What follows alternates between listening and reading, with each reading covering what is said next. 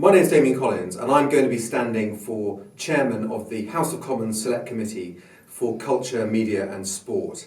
I benefited greatly in the last Parliament from serving on the committee.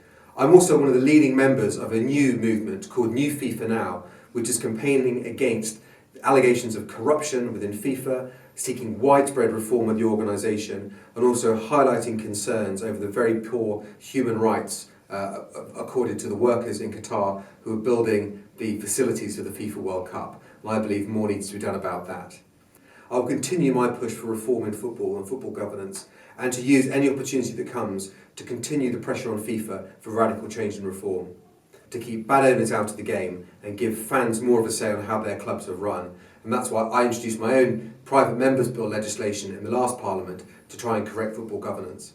On the media, I was part of the phone hacking inquiry and took an active part in the debates on the Leveson investigation in Parliament.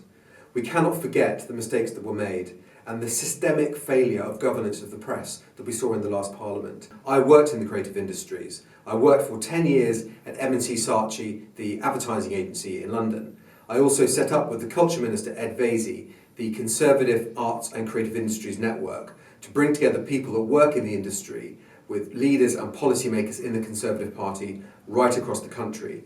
As well as holding regular events in London, we've held for the last 3 years a special Creative Industries Fringe Conference at our conference city in Birmingham and in Manchester. During the London Olympics, I served as one of the government's Olympic ambassadors.